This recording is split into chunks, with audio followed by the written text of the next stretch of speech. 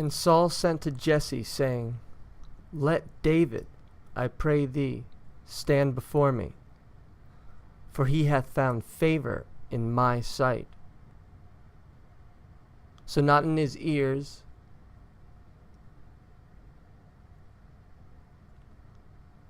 but in his sight, with his eyes. He was goodly to look to. And it came to pass, when the evil spirit from God was upon Saul, that David took a harp and played with his hand. So Saul was refreshed and was well, and the evil spirit departed from him. So this is verse 23 of 1 Samuel chapter 16.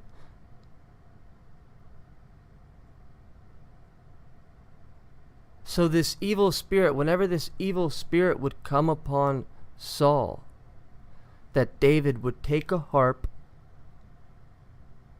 and play it with his hand. And so Saul was refreshed. Almost as though, like, if you would be thirsty or depleted of energy and you drink or you eat something, you become refreshed. Refresh. So you have to be unfresh before that, before you can refresh.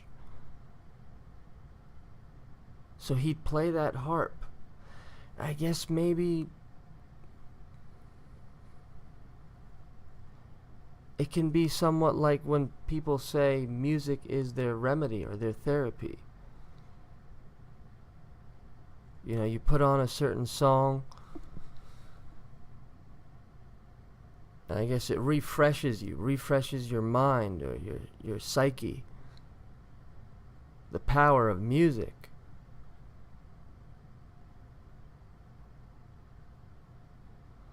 But why was the evil spirit from God?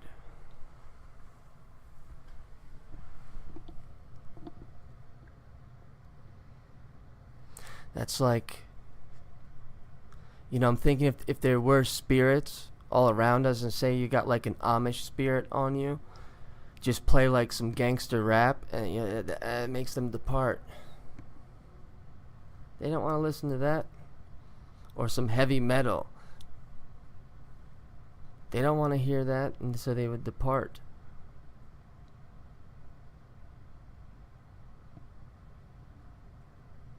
So this evil spirit, it must not have liked the harp playing. So anytime that David would play the harp, the evil spirit would leave. And Saul was refreshed. Now I think it's very important that every time you mention this evil spirit, that you make sure you include that it was from God. Because that's what it says.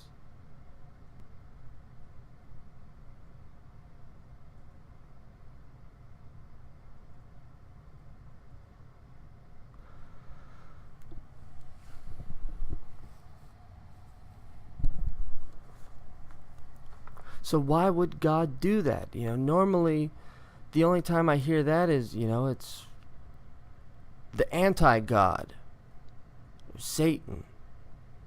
But you're not even supposed to say his name, so please excuse me if that was breaking that.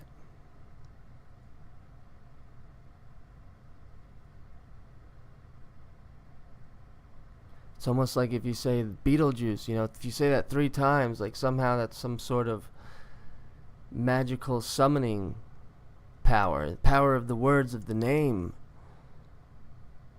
So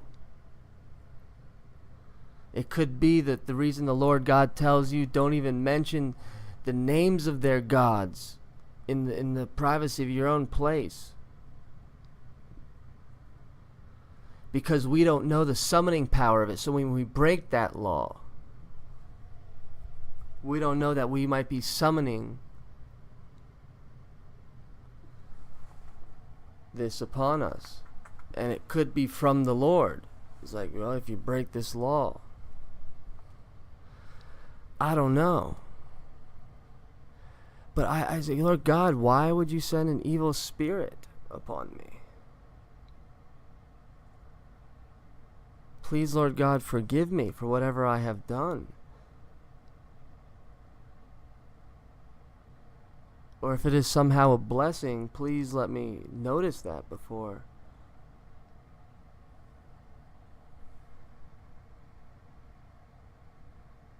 it's too late. And like I was thinking, I got when I went on top of the sky jump, and I was at the edge, and I couldn't.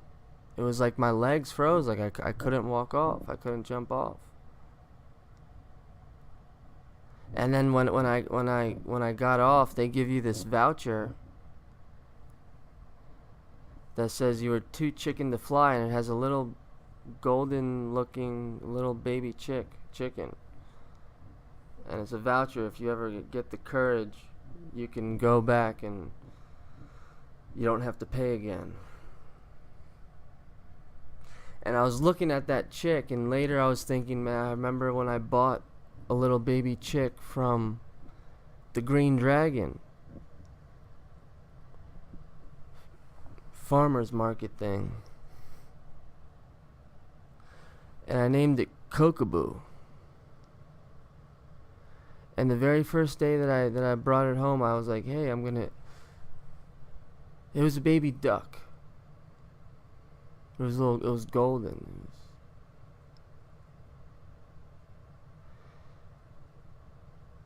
And it reminded me of that, and the very first day I put it in the bathtub. It was the first time it was ever in water.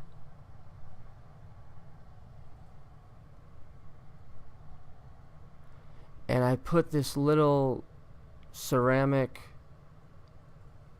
thing. I don't even know what it was, but it floated on the water. I figured this would be like a nice little island for it. Then I was like trying to be like, I'm gonna be a good tough dad like owner, because I'm gonna be introducing you to the wild, so you have to start getting used to some ruddy experiences. So I figured, here, put you here in the water, and you see you're swimming pretty decently, and here's a little thing that I'm putting there for you. And then I go away. And then I come back not too long after, 5-10 minutes maybe. It wasn't a long time, and there it is, dead, floating in the water.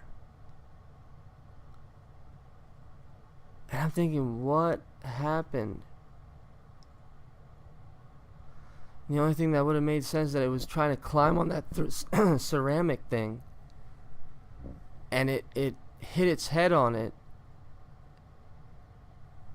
and boom, it killed it. It then lost consciousness, and therefore ended up drowning. So I scooped it out of the water, and I tried.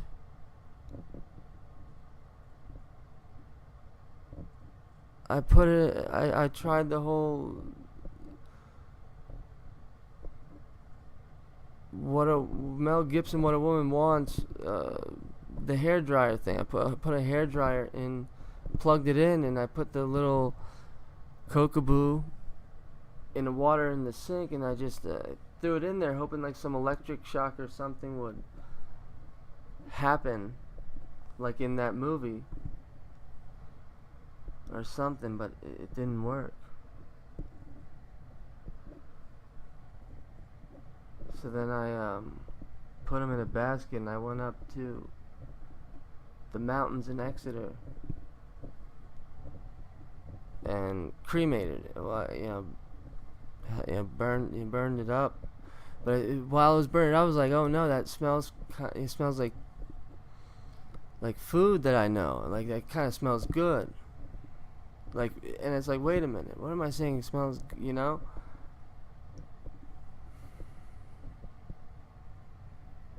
It was odd. And then a couple of flies came too, and So I guess they thought it smelled good too, but then of course I didn't eat it, but that would have been weird.